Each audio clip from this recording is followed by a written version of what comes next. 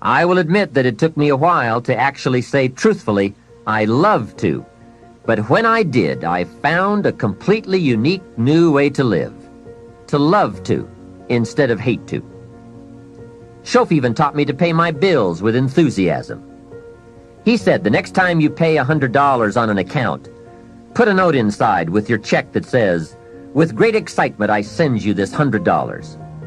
He said you won't believe what happens on the other end. They don't get many notes like that. But best of all, you won't believe what happens on your end. The new feeling of being in control and having a philosophy of life that brings joy instead of frustration. This whole new attitude will create for you a whole new world. Remember, it's something anyone can do." Mr. Shof got me to open my first savings account. He said, "Do you have a savings account?" I said, "I don't have enough money." And he reminded me, it's not the amount that counts, it's the plan. The important thing is to begin. Wealth is a plan, not an amount. He asked me if I had $10. I said, "Well, yes." He said, "Then open up your savings account and do it with your new attitude and enthusiasm." Well, that took some doing. I went to the bank in the town where I lived and walked in to open my account. I went to the window and told the lady I wanted to open up a savings account. She said, "Great. What is your name?" I said, "Mr. Rohn." She said, "Fine, Mr. Rohn, just fill out these papers."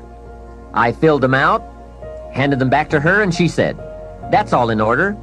Now, how are we going to get this account started?" I said, "Put 10 in." She said, "10 what?" I said, $10. Now, can you imagine the scene? I'm a grown man, 25 years old. I have a family, I'm working, and opening up my first savings account with $10.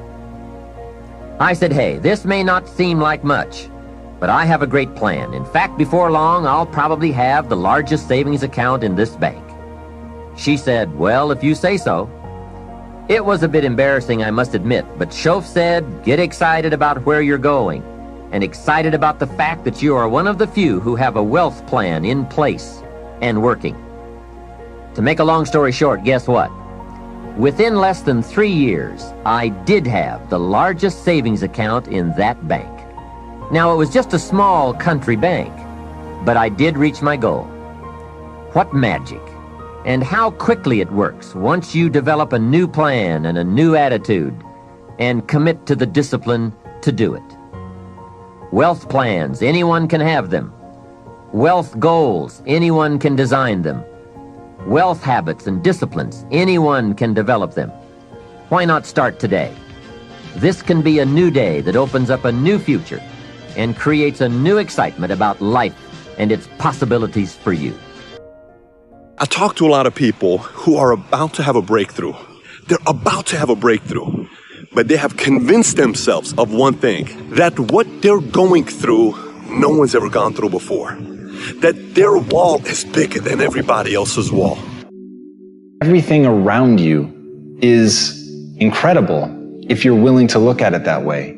Everything around you can be taken for granted if that's your perspective.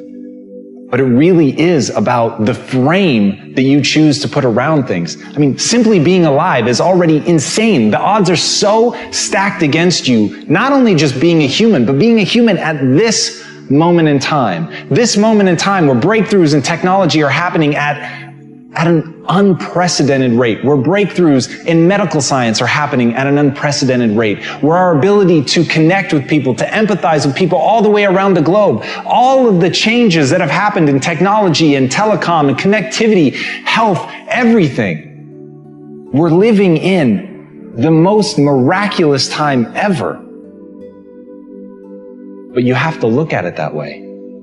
And as Joseph Campbell said, life is a wonderful, wonderful opera, except that it hurts.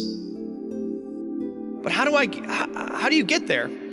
The tools are there to have a public identity and to go on the record, proudly so, and stand for who you really are. Gary Player, the great golfer, he was a little guy, very little, but he worked really hard.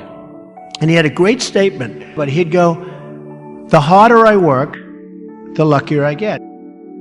So the question is, do you see it as the beautiful opera? Or do you just pay attention to the pain? And at the end of the day, you're going to get what you focus on. They're both true. This is both the most amazing time that's ever happened ever in recorded history. And yet real things that are terrifying are also happening. But where you put your energy, where you put your attention, where you put your focus is going to determine what you see. And that is the most fascinating and the most important thing you have to understand about the way that your mind works. You get what you focus on. If you focus on the things that are bad, they will become real. They will become exaggerated. They will begin to monopolize your thoughts. You'll see them everywhere. It's called the reticular activating system. Your mind is literally designed to pay attention to the things that you notice. Once you notice a certain car, you see it everywhere. Once you notice a certain dog, you see it everywhere. Once you hear a certain name for the first time, suddenly you realize that that name has been all around you this entire time. But now that you're focusing on it, now that you're looking for it, it is everywhere. So whatever you look for, it's going to be everywhere. If you look for the negative, it'll be there. But if you look for the positive, it will overwhelm you. No matter who you are, no matter where you are in life, you can take the lid off of your job. And if you're wondering if you still have the lid on in your life, here are some clues that's going to let you know that the lid is still on. I thought it was over for me. And then the next meeting, some new engineers who didn't report to me and Larry Page himself showed up with ideas on what to do to solve this problem. And I was like, oh my God, I just became more powerful. If you're not excited about waking up in the morning, if you're sitting around bored out of your mind, if you got time to do everything anybody asks you to do, you probably got the lid on.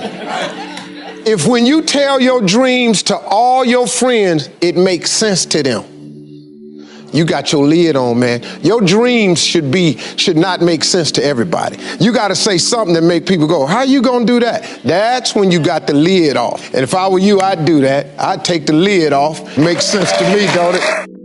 When you love what you do, when you really love what you do, you work harder. I remember recently I got to introduce two of my modern day superheroes. It was Richard Branson and Stan Lee. Like, who's not Stan Lee, but Stan Lee? Who's Stan Lee? Yeah, the co-creator of Spider-Man and X-Men and Avengers and Fantastic Four. And we're going to dinner. I remember asking Stan, I was like, I have to know, you've created all these incredible superheroes. Who's your favorite? And he looks at me without a blink. He's like, Iron Man. I'm like, that's awesome.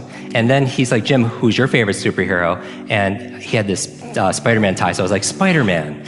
And without a pause, he says, with great power comes... And how do we all know that, right? It's like in our DNA, right? So we're going on this superheroes journey together here at A-Fest, and I'm thinking about it. I'm like, and I grew up with these challenges, and I had, dyslexia, and I flip things around in my mind, and part of my issues growing up. And I flipped it in my mind. I was like, with great power comes great responsibility. When you're in a position of power, you have great responsibility to wield that power well. And the opposite is also true. With great responsibility comes great power, right? When you take responsibility for something, you have great power to what? To change things, to transform things, to make things better. When I said responsibility, with great responsibility comes great power, the most important thing to be responsible for is how you feel. Does that make sense? And who controls how you feel? How many people are feeling pretty good right now? Yeah, and notice that these kind of things, it's, you know why? Metaphorically, I look at you more like a thermostat than a thermometer. Is there a difference between a thermometer and thermostat? Yes or yes? A thermometer does what? What does a thermometer do? What's the function? Yeah, it takes the it reflects and it reacts to the environment. Is that true? It just reacts to the environment. And we are sometimes, we're thermometers. We react to the weather, if we're honest, the economy, to politics. We react to how people treat us sometimes. But is there a gap between how someone stimulates us and how we respond? Do we have choice? Yes or yes? The difference between a thermometer and a thermostat, though, is a thermometer reacts to the environment. What does the thermostat do, though? Yeah, it regulates, right? It helps manage. It sets a standard or a vision or a goal, and then what happens to the environment? It raises to be able to do that. Is there a difference? Yes or yes? And so that's where we're going back to responsibility. When we're talking about being responsible, the ability to be able to respond is how you feel about things and also how you focus on things.